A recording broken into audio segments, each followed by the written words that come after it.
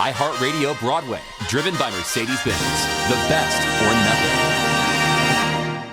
Welcome to another episode of Growing Up Broadway, the morning edition.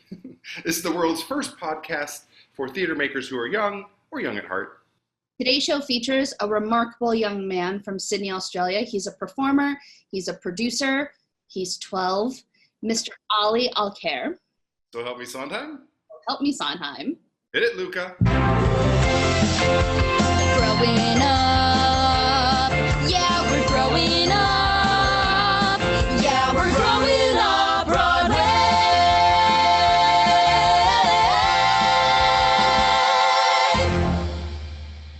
Welcome to Growing Up Broadway. I'm your co-host, Timothy Allen McDonald. I'm your other co-host, S.J. Arniger. So this is early to record a video podcast. It's early. It is 8 a.m. You and I are both on full coffee duty. Today's podcast is brought to you by a certain giant coffee chain, from my point of view. But it's for a good reason. Yeah, absolutely, because our guest is Australian. So it's 10 p.m. in the future there, and so it's 8 a.m. here. And I seriously feel like I haven't had enough time for my face to reattach to my skull from sleeping as it slips away. I mean, to be on like full Zoom makeup at 8 a.m. right now, I was like, okay. You will notice that I chose a hat. Fair. I like full blew out my hair, so I should have worn a hat as well. We should have planned that. I mean, these are such, real problems that the world is facing. Let's be honest. Hashtag first world problems. Yes. So how was your weekend? It was good. I got to see you for the first time last week. Yes. It was nice to not see you on a video screen, but in person. So that was nice. It was funny because at one point, my eyes couldn't focus on your face as three-dimensional, and I started like getting googly-eyed, and I was like, oh my God, my brain only sees you as a flat screen.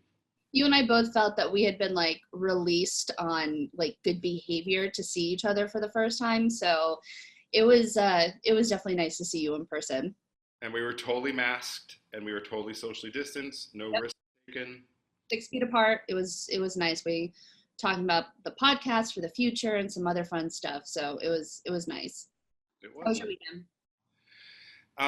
It was good. I went and spent Sunday just sort of cleaning out the office because it is frozen like Pompeii on March 13th. And so since we're probably not going to be working out of the office until never, who knows, the way the virus is going, it just made sense. We've asked everyone to go in and just kind of clean up, and then I might paint it, but definitely give it a good clean. Oh my God, 6 bags of garbage, and I'm not done. And that was just my stuff. I hoard one thing, scripts. Yeah. I hoard drafts of scripts. Like the Smithsonian's going to come back when I'm dead and be like, oh, if I only had draft 2 of James and the Giant Peach. It's bad. Yeah, Sunday, I don't have any plans, and I think that is going to be the summer cleaning of my apartment, because it's starting to be like, you work here, you live here, you do nothing but stay here. It's time to maybe go through some stuff. Yes. And what's coming up on the matinee this weekend? The matinee this weekend is Mean Girls. We're really excited. We've got some exclusive content from Tina Fey, the cast from the Tonys when we interviewed them two years ago, and some really other fun stuff. So it's Mean Girls. And then I've got some other exciting news. I was asked to host the reunion of the 2013 Broadway cast of Cinderella. So it was for a really good cause. They are airing on Friday the 1957 original Julie Andrews version of Cinderella, which I didn't realize at the time in 1957 was the most widely viewed broadcast in television history. 107 million people tuned in to that original broadcast, which I had no idea. So the 2013 Broadway cast came together to celebrate not only that, but the broadcast will benefit the Actors Fund, so people will be asked to make a donation while they're watching that. It all goes live on the reunions on Thursday at 12 p.m. It'll be up for a while on the Rodgers and Hammerstein YouTube channel.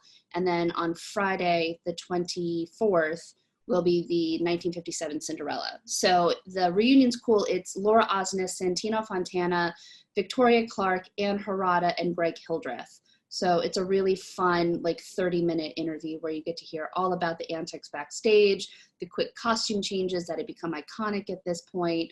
So it's a really fun interview. That is awesome. I will definitely be watching that. That was such a great show and such a great rewrite from a writer's point of view. Also, when you were describing like the original broadcast and you said Julie and you paused a little bit, my mind filled in Garland. And then while you were speaking, I was imagining Judy Garland, like later age Judy Garland as Cinderella. And that is something that I really think someone should recreate. We should find someone to do that. It's so ridiculous. It's so funny because during the interview, I was like, well, what was everyone's first interaction with Cinderella? Was it the 1957 Julie Andrews? Was it the Leslie Ann Warren? Or was it the Brandy version?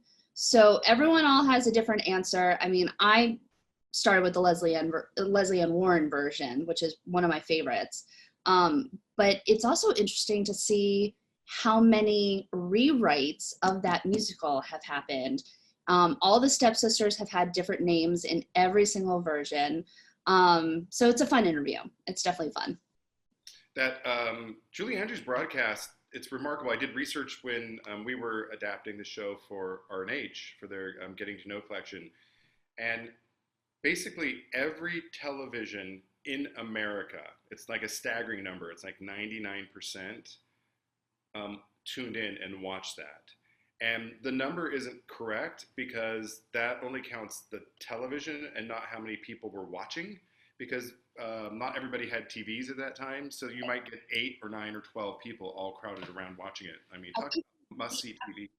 I think the average they sent me, and during the research I was doing prior, it was 107 million people tuned in, but the average, it's like 4.6 people per television were watching, which, I mean, I literally had no idea. None whatsoever. Well, and think about it. Then the next day, everybody was like, "Did you see Cinderella?" Right. Imagine being the person who didn't. Was I like, know, right? There was this what? What's the Cinderella you speak of? Shame, just like thrown out.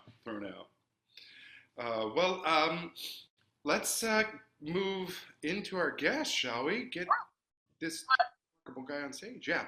This young man you're about to meet, he's performed professionally in Charlie and the Chocolate Factory and School of Rock in Australia. And recently, he produced and starred in the online edition of The Big 1-0. Please welcome to Growing Up Broadway, Ali Alkhair. Hey, Ali. Hi. How are you? Good, thanks. How are you? Good. Ollie, where are you right now in terms of like the world? I'm in Sydney, Australia. I love Sydney. I describe Sydney as the city of the future today. It's really beautiful. Yeah. Yeah. I can't wait to go. SJ, you've got to go. Australia is such a fantastic country. It's beautiful, and the people are lovely. Well, one day I will get down there for the Junior Theater Festival down there. One day. It's a guarantee. I will be there one time, at least once. Ollie, do you ever eat at Bill's restaurant? Have you ever eaten there? No, I haven't. I've never heard of it. It's a former surfer, and the breakfast is outstanding. I highly recommend it. Stuart Hendricks recommended it to me, so it's really, really terrific. Let's get into you. So when did you first catch the theater bug? I think it was, well, I've always loved theatre, but I think in 2015 I did my first community theatre show, and then I've always wanted to perform since then. And what was that show? My Son Pinocchio. Ah, wow. And were you Pinocchio? No, I was the baby fox. I know that show very, very well. I worked on it with Stephen Schwartz many years ago. Wow. Yeah, it's funny. I'm like, oh, I think you're the first person I know who works professionally who's like, my son Pinocchio was my first gig. That's awesome. So, Ali, what was your first professional audition? What show was it for? For Kinky Boots. Wow. And how did that go? Were you nervous? Was it a cold call? Had you ever auditioned before? No, it's your first. Yeah, it was my first audition, and I didn't really want to go at first, but then I went, and it was like an open audition, and then I auditioned and then got in. So that was really fun. Wait, you got into Kinky Boots? Yeah, I was young Charlie in Kinky Boots in Sydney. I did not see that on your resume somewhere. I didn't see that. That's really fantastic. The producer of Kinky Boots, the American producer, is Daryl Roth, and she's also a good friend of ours, and is producing my newest show, which was supposed to open, which didn't because of the pandemic, called Between the Lines. So, Ollie, I feel like you might be related to me somehow. So, did you guys have to isolate while in Sydney? Did you guys have like a plan of action? Like what happened for you and your family? Yeah, so after I came back from Brisbane, we pretty much went straight into isolation, and we were isolating for just over a month, I think, and then restrictions started lifting, and now I'm back at school. Oh, how's that going? Yeah, good. We are not at that phase yet. We probably won't be at that phase for a while, so I'm super, super jealous. Yeah. Ollie, at school, is it different? Is there like social distancing? Are you guys wearing masks or what is it? Yeah, so because I have to catch a train to school, I have to wear a mask and make sure I'm always sanitizing my hands. And at school, we're doing social distancing, and we can't do any big assemblies or anything like that. So it's very different. I'll bet it feels good though to be around your schoolmates. Yeah, definitely. Was that a big like emotionally, and was that just like just so like a good thing? Did you like describe what did it feel like when you were like, I'm going to school? Yeah, it felt like, because I hadn't been for ages, and it felt so nice to just finally catch up with my friends again. So what kind of school are you in? Is it a professional like children's theater school, or is it just like a regular school? It's kind of like halfway, so it's like a regular school, but we do performing arts, so it's a performing arts public school. So it's, yeah. So how do your classmates feel about you doing all this professional theater? Lots of them do it too, so like we kind of all do professional theatre together, and we always get to talk about it, so that's something really cool about school. That's amazing. So when you said you were when you got back from Brisbane, what were you doing in Brisbane? I was Charlie and Charlie and the Chocolate Factory in the Brisbane season, because I did it in the Sydney season last year, and then I got to do it in Brisbane too. So for those of you who are watching, Australia's slightly different than America, in many ways, but in terms of the theater scene, it seems like Melbourne is sort of like the theater, like the more the New York, and then Sydney is more like the LA, I guess some people describe it, but that's not true because LA is not a big theater town and Sydney is. But then the shows will move to another season in like the other large cities. So you may open in Melbourne or Sydney, but then you go to the next thing like the next season, and blah. So that's how that works.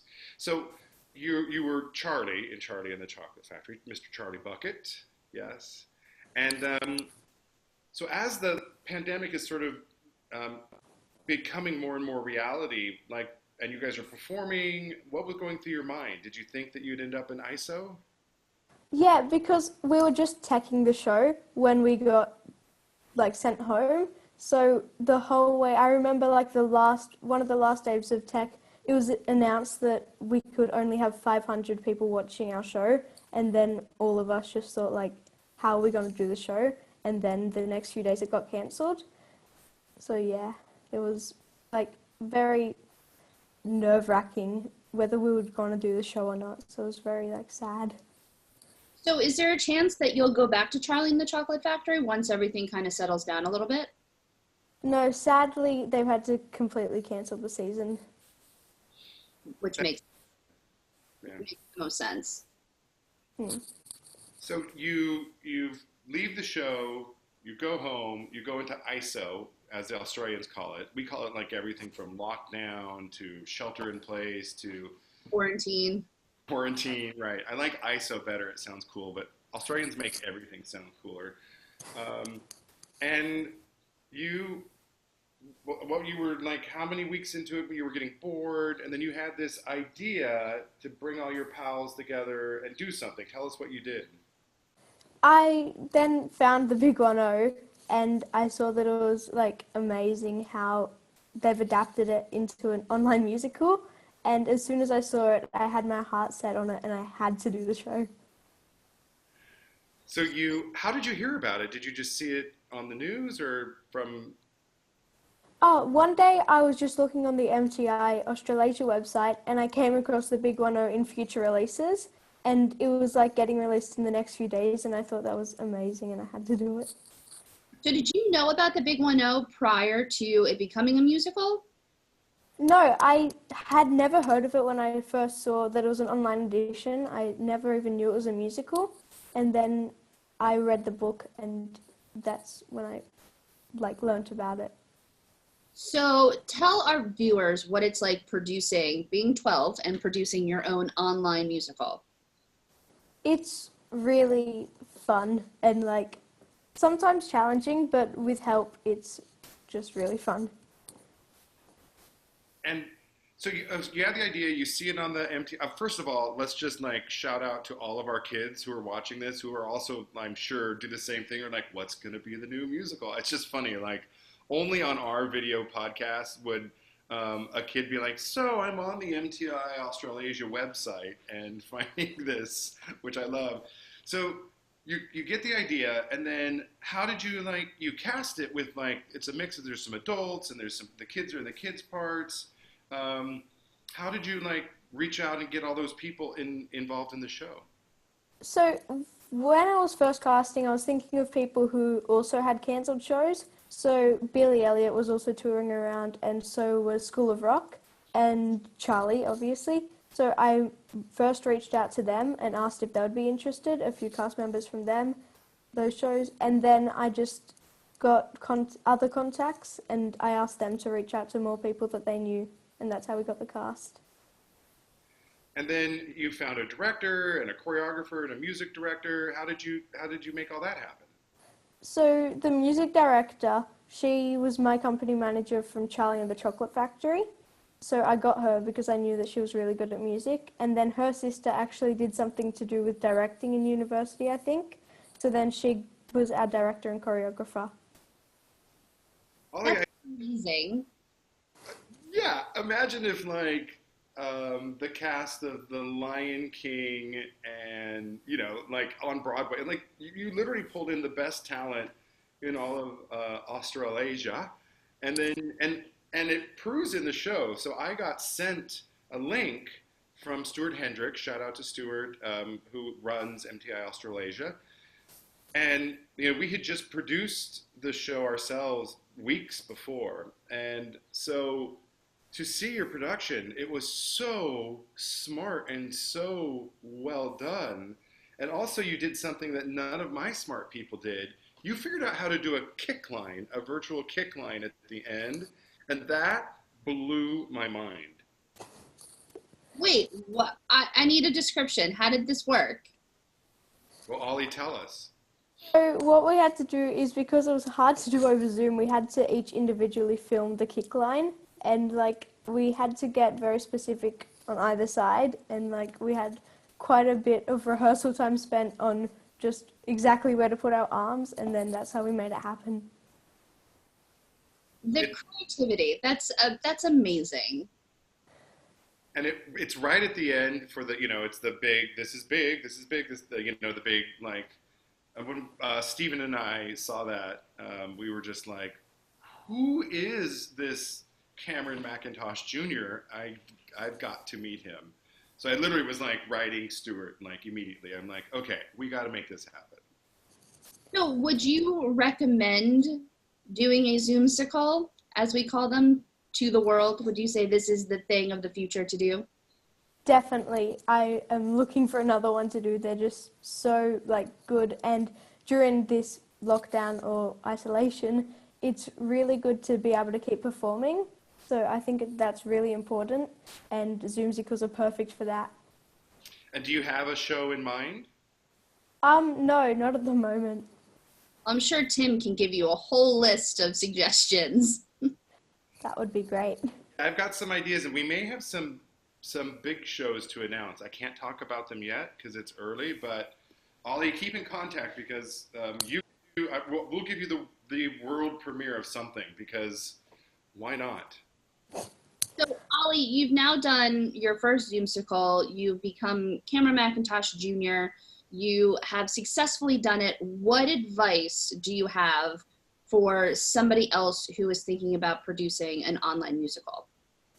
I think to just like really believe in yourself, because that's what I had to do the whole time. I like to just have like the courage to do it, because and get, if you need it, like get mentors and that sort of stuff. That's definitely what helped me through it, because I obviously couldn't do it all myself, so I had some helpers, and just find people to help you. And I really want to know what your parents thought. When you told your parents that you were going to do this, what did they say to you? I think I told my mum first, and I was trying to convince her to let me do it. And then she wanted to have a look at it, and she saw that it was like achievable. And she watched the iTheatrics version, which was really good, and we were both very impressed with that. And then I applied, and then yeah. So Ollie, as you were going through when we were doing the iTheatrics version, and we had our first run through of it, it was so bad. It just didn't go well, and I thought I'd made the worst mistake ever. Did you have that moment when you were going through it where you're like, oh my gosh, what have I done? I've let all these people into this craziness? Definitely. Like, I think towards the end of the rehearsal period and just before we had to like start properly filming it, there was this one rehearsal I think where Wi-Fi dropped down like for heaps of people, and then I was like, we're just never gonna get this show done. It's funny though, because then I woke up the next morning and I realized, well, that's exactly what doing theater is. We always get to that point where we're like, this is the worst mistake, it's never going to work. Usually it's that first, tech run through or, but that gave me then like joy of like, wait, this is like doing theater because I feel terrible about myself right now. Yeah. Well, the thing, I've been a part of some of the pre-iTheatrics Zoomsicle meetings. I've been helping them with readings and some pre-first Zoomsicle tech things. And you never think that it's going to happen once you do it the first time. But then when you see everyone's creativity with producing their own Zoomsicles, it's amazing to see what people can come up with during this whole entire process. Yes. Ollie, you're a superhero, and you're going to have a very bright future. And I know you love performing, and that's great. But we also need really smart producers. So I'm just going to plant that. Also, they make a lot more money. It is true, though. Yeah. So I'm looking forward to you producing my shows when I'm ancient, and you're still, young. But hey, Cameron McIntosh got started at age 20. Oh, wow. Yeah. So you could do it. Producers and smart producers are needed in the world, so. Yes. So each week, we ask our guests to take a very special musical theater quiz. It's really simple. It's the first thing that comes to your brain. They're random questions. And you may, in fact, win a brand new Mercedes Matchbox car. All right, you ready? On your mark, get set, go, SJ. What's your favorite musical of all time? Six, the musical. Yes. What's your most embarrassing thing that's ever happened to you live on stage? I fell over. I think we need a little bit more of a description of what happened. Okay, I was in the middle of a dance number and then I tripped over my shoelace and fell over. Aww.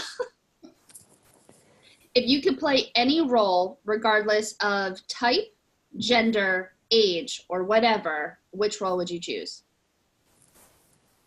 Anastasia in Anastasia the musical. Same. Who do you want to be when you grow up? Hugh Jackman. He's one of the most lovely human beings on the face of the planet, too. I will just say. And also, like, he produces, performs, does it all. So that's probably a better career path than Cameron McIntosh. Just saying. If you could see... Oh, I'm sorry. Issue SJ. Which musical best reflects your mood today?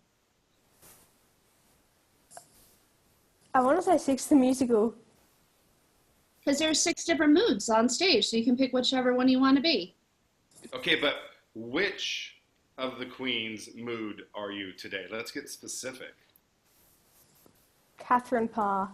A good one. It is a good one. I have a feeling I know the answer to this question. If you could see any musical live in a theater right now, which one would you choose? Six, the musical. Ollie, same. I listen to that musical every single day, so same. Okay, this is a hard one. Sondheim, Weber, or Eddie Perfect? Eddie Perfect. Another really sweet guy, too. Well done. Ollie, congratulations. You did win an IOU for a brand new Mercedes Matchbox car. Ollie, thank you so much for joining us. If viewers want to watch your production of the Big 1-0 online, where do they go? I'm not sure. We'll figure that out, and then we'll see if we can maybe post that somewhere where people can find it, because I think it is the definitive production. Thanks. Ollie, thank you so much. We cannot wait to see what you do in the future, what your next online musical is, and just what your overall career trajectory is when you grow up. Well, thanks so much. Also, go to bed. You have school in the morning, young man. It's late. It's really early for us. Thanks for joining us, Ollie. You are incredible. Me.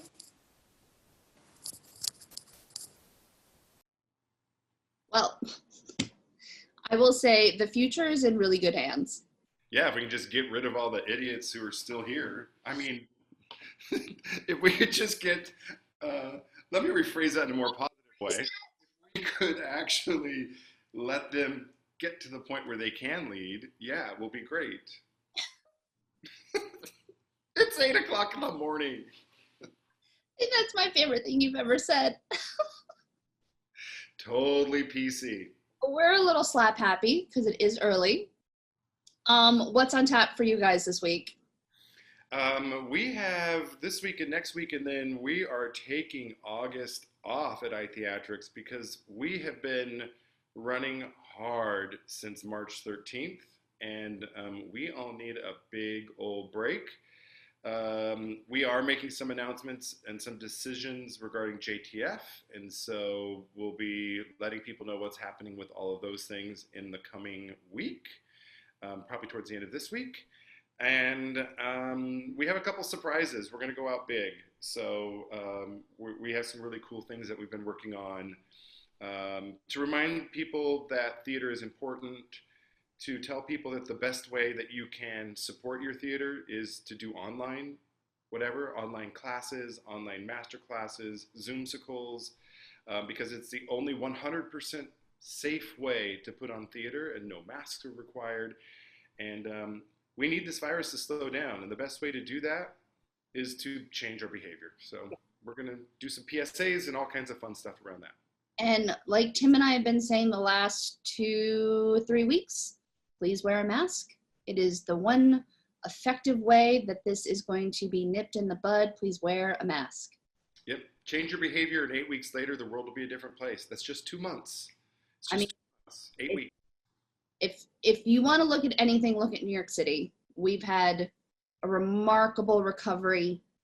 We're doing really well right now, and if people can do what New York City and New York State did, that's all I'm gonna say. Yeah, I hate to jinx us, so that's one of the real. But yeah, it did work, and it was painful, and I'll be honest, it's still painful. It's not the same. It's hard, but you know what? We got to control this virus. That's job one. The economy will follow. Schools will follow. Job one is kicking this virus's butt. Yes. And you and I will have a couple more podcasts before we take some time off before September. So we'll have a couple more, and then keep up with the news with, iHeartRadio Broadway and our socials and all that. So yeah, we've got some good stuff planned for the future. Yes. This is not the end. We have a couple more. I will say that. Yeah. We're just gonna yeah. So go out there. Oh no, I think it's this. We're awesome today. We could never do a morning show. We are definitely. We are late afternoon type of people. Yes, we are. Well, now go out there and make the world a better place, one musical at a time. May the Schwartz be with you. And also with you.